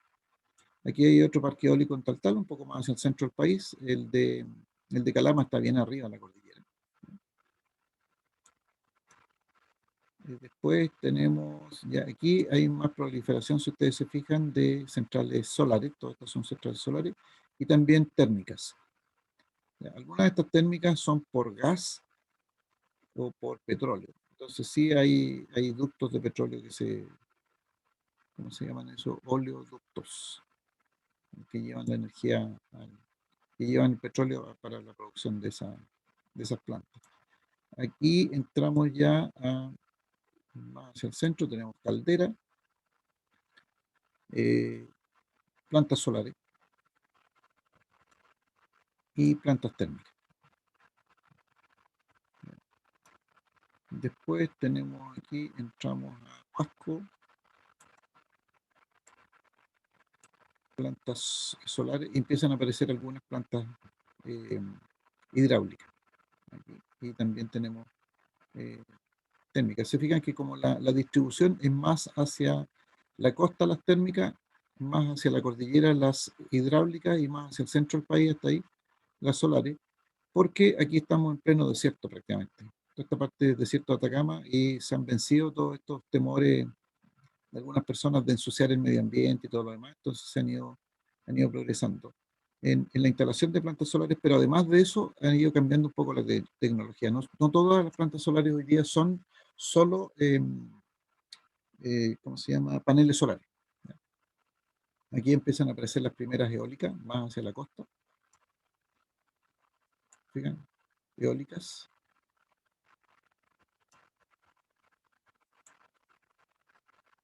Solares hacia la cordillera, hidráulicas también un poco más hacia la cordillera. Ya, los muelles ya están más hacia la cordillera. Y aquí en esta zona de Ovalle hay muchas centrales eólicas aquí. Hay toda una planta, aquí están todas las canelas. Hay un mundo aquí bastante grande de energía eólica que está pegado a la costa. Entonces, ¿cómo se venció aquí mucho de esto? Es que en esta zona hay mucho acantilado, y por sobre el acantilado de la parte de arriba no hay viviendas y no hay terreno útil, terreno cultivable, por ejemplo. Entonces permitió la creación de estas centrales. Nuevamente solares. Aquí estamos llegando ya al centro del país. Y empiezan a aparecer ventanas, toda la parte de, ¿cómo se llama?, de Valparaíso, Viña del Mar. Hay muchas centrales térmicas, algunas de ellas de carbón, que han estado en el ojo del huracán en estos últimos años. Y aquí empiezan a aparecer ya más hidráulicas, ¿se fijan? Estamos llegando a Santiago aquí, a la zona de Santiago. Concentración de grandes consumos. Esta es la zona de mayor consumo en nuestro país. Y aquí ya hay mucha más proliferación, se fijan, de la hidráulica hacia la cordillera, algunas hidráulicas más hacia la costa. Rapel está bastante más a la costa, porque aquí está el lago Rapel, fundamentalmente. Entonces ahí se aprovechó la desembocadura prácticamente del lago para... Entonces todo el lago en sí mismo es una gran represa. Profesor, disculpe, Sí, dígame. ¿en este PDF está disponible en el campus? No, pero lo puedo dejar. Este mapa es del Coordinador Eléctrico Nacional, así que en la página del coordinador se puede obtener el mapa también. Ya, perfecto. Pero lo puedo dejar en el campus, no es problema, porque esto es, ¿cómo se llama?, documentación pública. Ya no estamos infringiendo ley de propiedad intelectual de nadie. Aquí ya estamos más hacia el sur, bien, ya empiezan a haber muchas más centrales hidráulicas. También hay unas pocas térmicas, pero ya han ido desapareciendo, por ejemplo, las solares. No digamos que no van a haber nunca más, sí pueden haber, pero hasta el momento de la construcción de este mapa no había. Aquí estamos ya. Profesor, Sí, dígame. ¿las líneas de transmisión azules son de mayor capacidad que las verdes? Claro, esos son de 500 kilovolts. Las 20 son Ok. 220 kilovolts, las rojas son 200, a ver, 500, 220, había una nomenclatura por ahí, pero no me acuerdo bien. No, está más abajo. Pero son de distintos niveles de capacidad. Pueden transmitir más energía.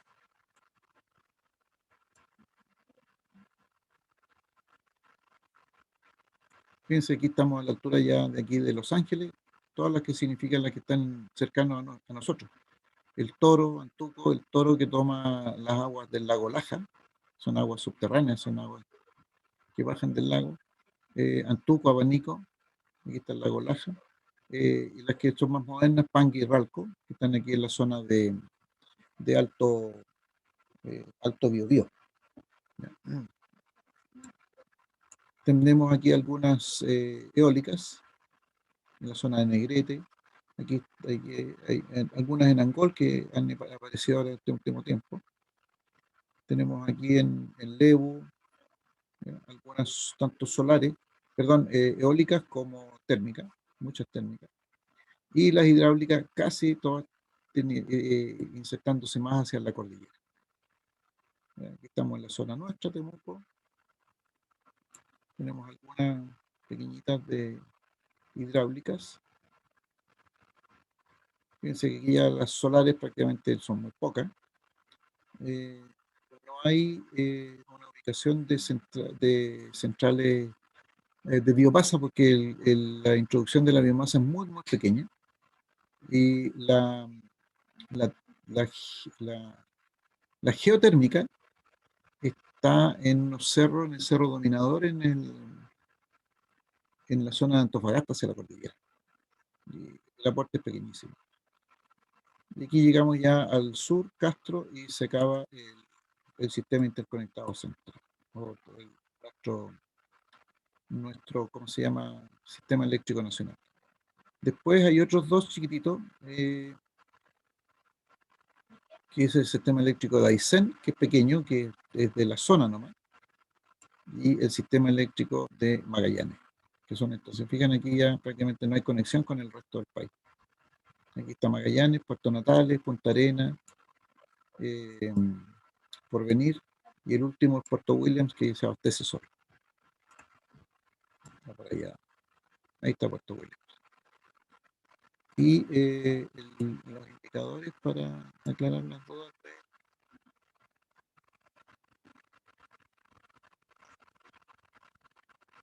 Aquí están las líneas. La azul es de 500, la celeste es 345 kV, la verde 220, la rojita era 154 kV, la amarilla línea 110 kV y la negra es de 66 kV y menor. Y estas punteadas eran en construcción al año de fabricación del mapa. Las subestaciones y los nodos principales. Ahora podemos hacer un poco de terrorismo eléctrico, yo digo aquí. Nuestro país, a ver si lo puedo bajar el tamaño. Difícilmente vamos a ver el mapa completo, por lo largo que es nuestro Chile. Pero si nosotros miramos nuestro país, ahí,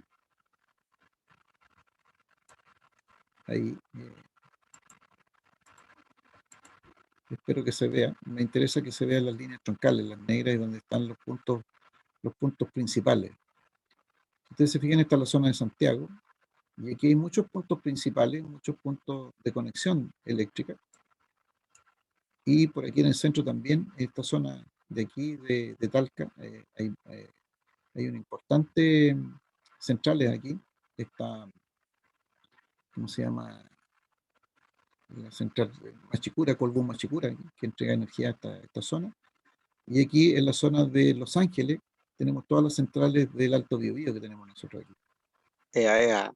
Entonces, fíjense, por eso digo, podemos hacer terrorismo eléctrico. Voy a parar la grabación por si acaso. No. Pero si desaparecieran estos puntos de conexión, los principales, ahí, aquí en el caso del sur, Charrúa, aquí Alto Fahuel y algunas otras, dividen el país, se puede dividir el país en varias zonas. Y podríamos tener serios problemas de abastecimiento de energía eléctrica. Entonces, lo que se busca, lo que debiese buscar el país, por otro lado, creo yo, esta es una opinión muy personal, no solamente el hecho de poder eliminar las centrales térmicas a carbón, sino que además creo yo que debiese ser necesario, así como se hizo en la carretera, que hay una ruta 5, una ruta 5 que va por el centro del país, que es la carretera la Panamericana que conocemos todos, pero también hay una ruta 1 que está cubriendo gran parte del país, porque si se nos corta la carretera principal, entonces tenemos esa otra carretera secundaria. Entonces la idea creo yo que también es tener desde el mismo punto de vista una ruta eléctrica principal y una ruta eléctrica secundaria, de forma tal de que si por alguna razón que no supongamos terrorismo, sino que pongámosle lo que sucedió con el terremoto del 2010. Que en el terremoto del 2010 sucedió que quedó tan debilitado el sistema interconectado en ese tiempo que una de estas subestaciones principales, no recuerdo cuál, que quedó muy debilitada. Entonces quedó sobrecargada con sus equipos porque algunos de sus equipos quedaron fuera de servicio. Entonces, como quedó debilitada y hubo un gran consumo de energía, el único camino, digámoslo así, de esa manera, el único camino que quedó disponible tuvo problemas y se cortó el camino. Y cuando se cortó ese camino eléctrico, quedamos sin energía eléctrica, creo yo, me parece que no recuerdo bien, creo que de Rancagua hasta el sur. Quedamos sin energía como un par de horas, creo que fue un día domingo, sé que me acuerdo que fue un día domingo que se produjo un corte de luz después del terremoto. Porque hay fragilidad, igual a pesar de todo lo robusto que se puede parecer, hay bastantes puntos de fragilidad. Bueno, ese es a título, Profesor, dígame. y usted dice que un punto de fragilidad es acá en el sur, cerca de Los Ángeles. Claro, por ejemplo, Charrúa es una tremenda subestación que hay ahí que reúne, fíjate que aquí está Charrúa, voy a ampliar un poco esto.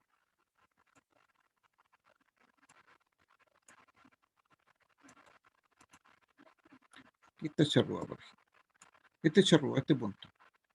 Y si ustedes logran apreciar ahí, a ese nudo que es Charrúa, se conectan muchas centrales, miren. Ralco, Pangue, van por aquí, llegan a Charrúa. Ese Ralco, Pangue va por aquí y llega a Charrúa. Esta es el Toro, llegan a Charrúa. Toro, Los Antuco, puntos negros reciben la energía, ¿cierto? claro, estos puntos que reciben energía. De Esto, almacenamiento. La central Santa Fe también llega a ese punto. claro, pero esto no es Con el almacenamiento, BC. sino que lo que hace es un nudo eléctrico que permite distribuir esta energía a otros lados, hacia los centros de consumo. Entonces, si se elimina esto por cualquier causa, ya sea un terremoto, no nos pongamos trágicos con guerras ni terrorismo interno, pero si un terremoto y esta subestación cae, entonces se corta y toda esta energía tiene que ser transmitida por otras vías que inicialmente no están tan inmediatas. Muy bien, entonces hay un punto de fragilidad. O sea, del punto de almacenamiento, digamos que sale todo el cableado eléctrico a las casas, ¿o no? Claro, es que lo que pasa es que estos puntos de aquí, de la cordillera, el Toro, por ejemplo, lo que ustedes ven ahí, son las generaciones. Entonces se concentran estas generaciones, que es en la fuente de energía, supongamos la pila, ¿ya? Entrega la energía a este punto, y en este punto que se juntan todas las líneas, se empiezan a distribuir a los centros de consumo. Entonces, si este nudo desaparece, entonces no hay cómo hacer que esta energía llegue a los centros de consumo. Entonces ahí es un tema crítico. Profe, Dígame.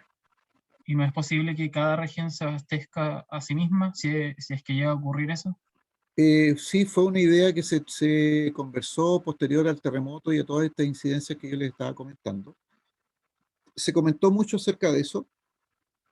eh, Hubo alguna información que se estaba hablando acerca de eso, pero el tema ahí era que hay regiones que no tienen muchos lugares de generación. Esto es un poco como cuando se hace la discusión del presupuesto nacional, que también he escuchado esa versión que algunos dicen que no, que cada región debe ser capaz de producir y generar sus propios recursos, pero no tenemos un país equilibrado en ese aspecto. Somos un país más extractivista que nada y nuestro gran sueldo, digamos, lo que se ha dicho hace muchos años, proviene de la minería. Y la minería está concentrada aquí en esta zona. Entonces, Antofagasta y toda esta zona norte podría ser muy, muy rico por la venta de cobre, fundamentalmente por la extracción del cobre, y lugares, por ejemplo, como Osorno, Valdivia, que no tienen minería y que dependen de otras fuentes de generación de dinero, no es comparable. ¿Ya? Porque esta zona es más ganadera, es más de agricultura, pero los niveles de generación de dinero son muchísimo más bajas que lo que hace la minería. Entonces, pasa lo mismo con las fuentes de generación de energía. Aquí en el sur tenemos relativamente poco sol, por lo tanto las plantas solares van a ser más caras y su funcionamiento va a ser menor. Es cierto, tenemos más agua, y si pudiésemos superar los problemas medioambientales que nos genera la propuesta, la construcción de centrales, podría ser que generemos esto, pero otros lugares no tienen esas mismas características. Entonces necesariamente hay que dar y recibir. ¿Ya? Dar energía, generar energía, poder transmitirla hacia otros lados. Y es difícil volver a la primera idea. Yo genero la energía, la genero al lado del punto de consumo, porque eso ya se vio que no era así. Entonces, no es tan fácil la solución. Una solución difícil. Por ejemplo, fíjense que hace mucho tiempo tenemos Coyhaique, Aysén, de hecho esto se conoce como el sistema interconectado de Aysén, ¿no? Y no se llega con el sistema interconectado central, no llega con energía aquí, no le podemos entregar energía aquí. Y si uno ve el país, pues, claro, pareciera no ser tan alta la distancia, pero no es tan fácil llegar desde aquí acá por tierra. Para llevar energía eléctrica e interconectarlo con ese sistema. Más aún el sistema interconectado de Magallanes, que es este de aquí. Este se conoce como sistema interconectado, pero lo que interconecta es prácticamente Punta Arenas, con suerte algo para Porvenir, porque hay que atravesar aquí el canal. Pero Puerto Natales ya está quedando muy lejos. Menos, más aún. Profesor, cuando dice, Sí, disculpe, cuando dice sistema interconectado se refiere al sistema a través de cable. claro, como este de aquí, por ejemplo.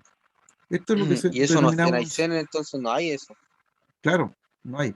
Hay un pequeño sistema interconectado, pero que no llega a todos lados. Este, en cambio, Entonces genera la energía, pero no. no la podemos llevar a distintos lugares, o sale muy caro llevarla a distintos lugares. En cambio, este es un sistema interconectado, por eso que yo les mencionaba hace un rato, que si alguien me pregunta de dónde viene la energía que en este instante estamos consumiendo, no tengo idea, porque muchas de estas centrales están generando, tanto aquí en el sur como en el norte del país, y se está distribuyendo a través de todas estas líneas que se ven aquí y se están llevando hacia los centros de consumo, pero de dónde viene es muy difícil saberlo. Aquí suena como bastante complicado, pero nosotros vamos a reducir esto a pequeños circuitos y ahí podemos volver a tocar este tema. Si me recuerdas, podemos volver a tocar este tema para poder entender el funcionamiento de un sistema interconectado. Básicamente, un sistema interconectado son muchas fuentes de generación de energía, un circuito eléctrico muy complicado, muy grande, y consumo. Y eso lo vamos a ver nosotros cuando hagamos un poco de análisis de circuitos, porque es como el equivalente. Puede no ser exactamente igual, pero podemos entender el funcionamiento de este sistema interconectado. Desconexión significa muchas fuentes de energía, de distinto tipo en este caso, mucho consumo en distintos lugares. Entonces, los conductores son las carreteras donde viajan los electrones hacia un lado y hacia otro lado para poder darle energía a estas fuentes de consumo que serían en este caso la resistencia. Nosotros lo vamos a ver sobre la base de resistencia, pero es un poquito más complicado que eso. Pero eso nos permite entender un poco más cómo funciona un sistema interconectado como el de nuestro país.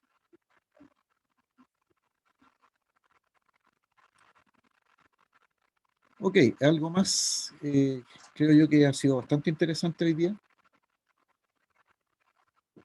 Mi garganta ya me duele un poquito. Profe, una consulta. Sí, dígame. Ese mapa que muestra las diversos tipos de, bueno, de localidades donde se encuentran las generadoras y todo.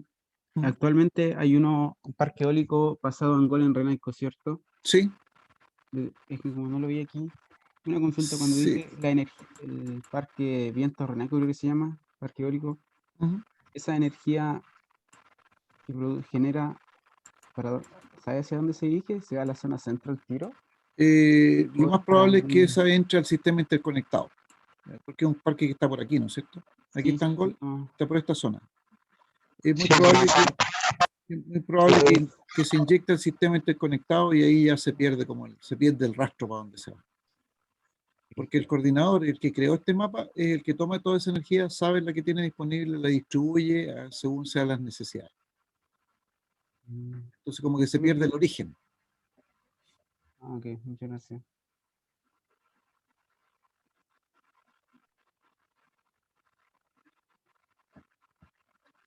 Bueno, les puedo compartir este mapa. Y como les digo, lo pueden buscar en el Coordinador Eléctrico Nacional. Así se llama, tal cual. Como dice aquí arriba, mapa coordinador eléctrico, así se llama, Coordinador Eléctrico Nacional, y ahí hay un montón de información. Está aparte de este mapa, está la gran mayoría de estas centrales, la descripción de lo que contiene, de cuánto genera, un montón de información técnica. Profesor, Dígame. por ejemplo, la energía eólica, ¿cómo llega al sistema interconectado? También a través de cable. ¿Ya? Por ejemplo, aquí hay una central eólica. Entonces aquí hay un cable que puede que llegue a este punto negro que está aquí. Si es una línea esta es una línea de transmisión de 66 kV. ¿Ya? Puede llegar aquí a una subestación y de aquí se lleva al resto del. Ya forma parte del sistema interconectado y ahí se pierde el origen de los electrones. ¿Ya? Lo mismo sucede con estas centrales térmicas. ¿Ya? Porque no aparecen aquí estas líneas. Por ejemplo, esta eólica que está aquí tiene una línea verde porque esta eólica está generando en 220 kilovolts, entonces un nivel importante de energía. Por eso es que aparecen con las líneas. Si ustedes se fijan, no todas aparecen con esas líneas. ¿Ya? Esta Mulchen, por ejemplo, no aparece con la línea, pero llega a una subestación. Y se conecta a través de una subestación, se conecta al sistema interconectado.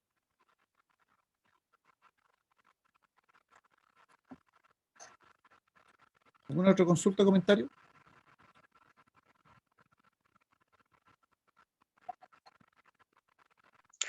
Sí, profe, lo último. Dígame. Entonces, al crear cualquier tipo de energía hidráulica, eólica, lo primordial es lo que ve cada ciudad, el tema del medio ambiente, es lo único que se puede complicar a veces, por ejemplo, cuando usted decía el tema del puente. El canal de Chacao, claro, es uno de los elementos que lo pueden complicar, aparte del financiamiento. Claro, aquí, por ejemplo, aquí en el canal, habría sido ideal poder haber utilizado toda esa energía que está aquí para poder inyectar más energía al sistema interconectado. Pero bueno, ya no se puede. Claro, uno de los principales problemas que se está teniendo hoy día es el tema medioambiental y el otro es el de el financiamiento, porque son muy caros. ¿Ya? Y las barreras de entrada, muchas veces es difícil entrar a construir uno. Supongamos que superamos el tema medioambiental y tenemos los recursos, pero la legislación exige una serie de garantías y, y eso lo hace muy caro. Superar esas barreras a veces es demasiado caro, entonces pequeños productores les cuesta mucho. Si bien es cierto, han empezado a aparecer los PMGD, no sé si aquí aparecen, que son pequeños medios de generación distribuida. Hay alguna legislación que ha permitido el ingreso de fuentes generadoras muy pequeñas. Y hay una legislación que está vigente que permite que nosotros en nuestras casas, en el techo de las casas, podamos colocar paneles fotovoltaicos. ¿Ya? Y nosotros consumimos esa energía y si nos sobra, podríamos vendérsela a la central, a la compañía eléctrica. Obviamente la compañía eléctrica no exige una cierta calidad de energía, no es cualquier energía que yo pueda llegar y vender. A veces exige un cierto mínimo de energía para comprar, para saber que va a tener disponible siempre esa energía. Y lo otro es que el precio que nos pagaría de energía es más barato que el precio a lo cual nosotros le compramos la energía a la compañía. Ustedes dirán, pero eso es un abuso. Bueno, es un poco lo que sucede cuando uno va a comprar y vender dólares. Cuando yo voy a comprar dólares me cobran más caro y cuando yo lo voy a vender me pagan más barato el precio. Ese es el negocio. Ese sistema de generación individual ha permitido que estas centrales se puedan ir postergando un poquitito y por lo tanto las inversiones que hay que hacer puedan alargarse un poco en el tiempo.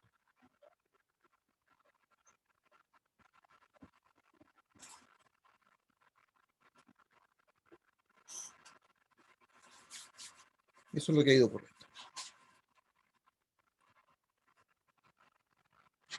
Bien, aquí podemos conversar harto rato más, pero yo creo que ya es bastante lo que les he comentado. Si hay alguna inquietud, después podemos conversarla sin ningún problema. Gracias por la clase, profe, súper interesante. Qué bueno que les haya gustado. Bueno, la idea es un poco esto, darle interés a la primera clase que sea para que después sigan asistiendo además. Bien, voy a dejar de compartir porque creo que ya hemos estado conversando harto rato y ya es suficiente que descansemos todos un ratito. Nos encontramos. Vale por la clase, profe, muchas gracias. Ok, que agradece. Nos encontramos el próximo miércoles, entonces a las 6. Y ahí vamos a entrar en materia. Ok, profe, que esté bien. Nos Gracias, vemos igual. entonces. Que estén muy bien. Nos vemos. Chau, chau. Es una pregunta, Sí, dígame. es que en mi horario parece que también tengo el martes clases. Sí, esas son clases de laboratorio inicialmente que el profesor Martín Urrutia puede ocupar como ejercicio, pero eso tienen que ponerse de acuerdo con él, porque yo no hago esa clase. Ah, ya, perfecto. Convérselo con él, le recomiendo que se encuentren con él el martes y definan cuándo van a ocupar ese tiempo. Ok, entonces esto lo vamos a estar ocupando más como estas clases del miércoles más en teoría, se podría decir, ¿o no? Exactamente. Aquí vamos a hacer la teoría y los martes y viernes, que yo tengo los viernes, vamos a ocuparlas más como de clases de ejercicio. Ok, perfecto.